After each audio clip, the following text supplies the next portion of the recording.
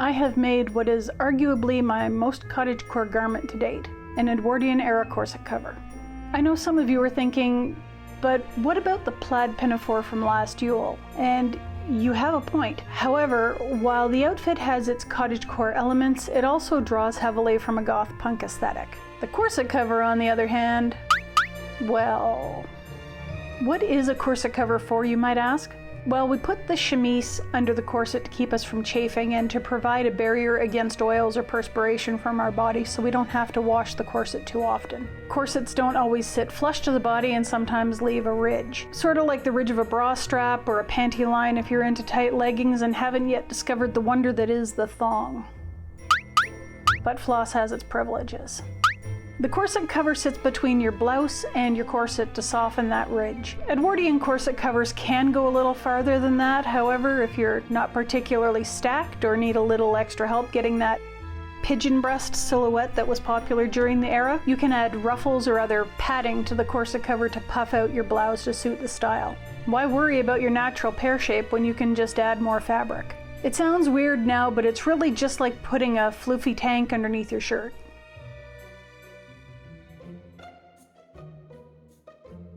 Once upon a time, I had 5 meters of plain white cotton bought at a fabric store sometime last year when I first started planning this project. Most of that yardage, meterage, is now literally pants.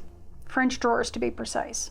I cut about 85% of my fabric pieces when I made the French drawers because I was hoping to make both garments at the same time. Close, but no cigar. I also have around 4 or 5 meters of cotton eyelet scavenged from Mum's stash. The problem with scavenging from Mum's stash is she's sneaky. I've come across a thick packet of fabric and think I've hit the mother lode, only to find she's pulled a fast one and folded everything so well I didn't realize I was holding a bunch of scraps. Never overestimate a sewist who was a housewife in the 1970s. They not only know how to fit folded sheets properly, but they can get the most impossible things to look perfectly normal. I've obviously been tricked like this before, so I try to have an alternative in mind before I commit to a stash buster project. In this case, I have about 3 meters of one eyelet pattern, 1.5 meters of a second pattern, and another 1.5 meters of that last pattern, but half the width of the bolt. Some of the folks who saw my French drawer video were kind enough to give me a heads up and warn me about the corset cover. That is Truly Victorian's TVE02. I guess the biggest thing here is that I don't recommend this pattern. So that's my helpful tip number 1. Don't use this pattern.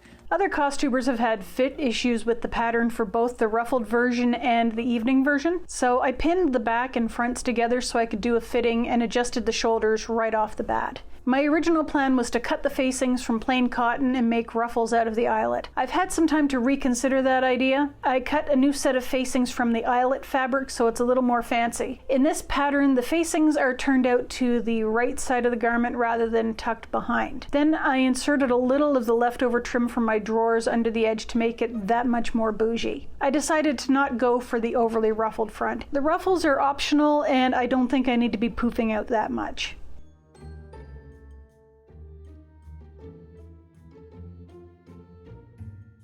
While I'm sewing all this together, I'm going to talk a little bit about the cottagecore aesthetic, and I'm going to try explaining it like I would to my mum, because she's probably watching this and has no idea what I'm referring to, but would happily smile and nod if you mentioned it in passing. I mean, she studied interior design in college, so she knows what an aesthetic is, but cottagecore is a fairly specific term that I'm not sure has penetrated her favorite media. At its very basic definition, an aesthetic is a look. So if I was to say shabby chic or grunge or early Madonna videos a la Borderline and Lucky Star, you'd probably have a good idea of what I mean. Cottagecore is just such an aesthetic, based on the ideal of living in an English cottage, wearing ruffled dresses and baking your own bread or doing your own gardening. There's an emphasis on crafting and sustainable living that's inherent in the content shared online, and due to the slowed down nature of the featured hobbies and activities, it provides an almost soothing vacation from the hurried digital pace of modern life. On the surface, it's very innocent and carefree, reminiscent of Alice in Wonderland or the 1980s TV miniseries Anne of Green Gables with Megan Follows. It takes most of its inspiration from fiction of one sort or another, so it has a fantasy feel to it.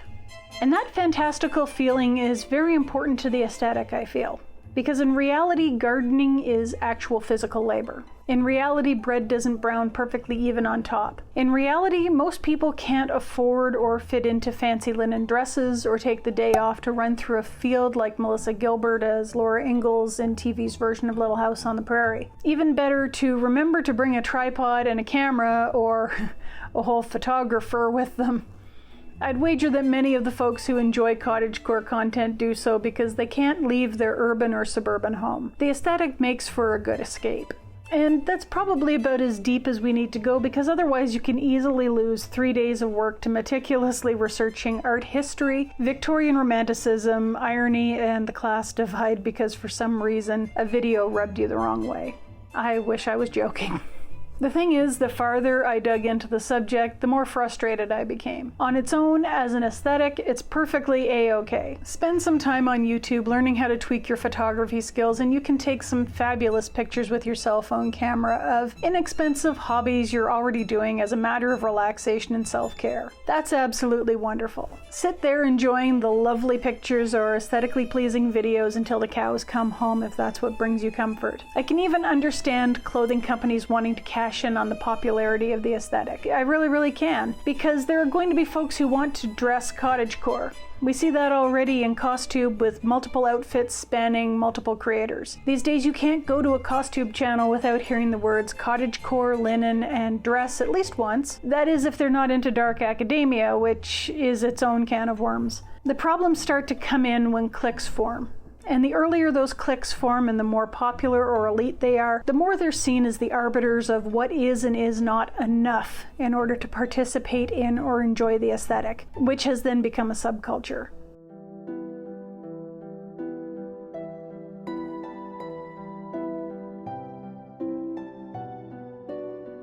And having been a goth in the 1990s and into the 2000s, I have to say that I'm glad I avoided a lot of that gatekeeping. I was watching my pennies and too busy with school to really get into the Toronto scene, so there really wasn't anyone to make me feel bad for not dressing to their standards or knowing every single goth band in the DJ's playlist. By the time I moved out west with my dyed black hair, that's a mistake I'll never make again, the couple of crushed velvet dresses from a discount store that I'd managed to squeeze into, and the one boutique velvet cloak I'd bought on sale with birthday money saved back for a couple of years, folks just accepted that this is what I was, a Toronto goth. As much as I tried to correct them, that was how some friends described me for quite a while.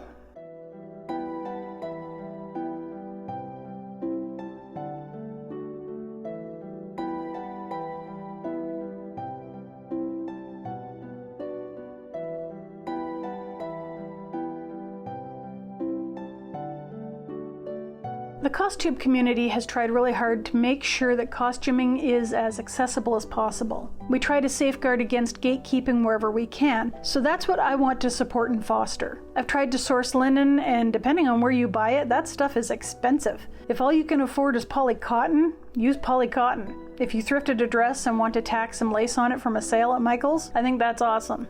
Bake bread, knit stuff, crochet granny squares until the cows come home. If you don't feel you can do any of that, do what I do and binge Rachel Maxey videos. If you want to see someone pursuing cottagecore with the best of intentions and a budget that would make a penny squeal, she's probably one of the best examples out there.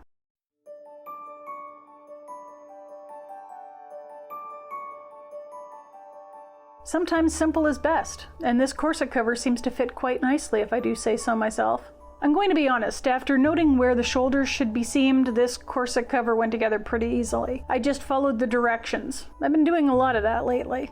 It dawns on me that I could add a couple of snaps to the waistbands and turn this corset cover and drawer set into a pair of modular combinations if I wished, which is an absolutely wonderful idea. Options, as I like to say, are good.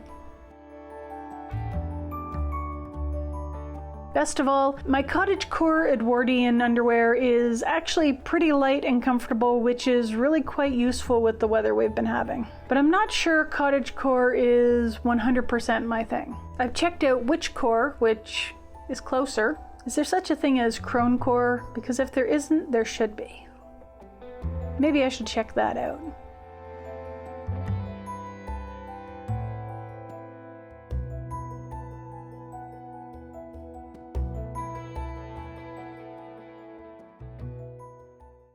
Other costumers have had Fish issues. We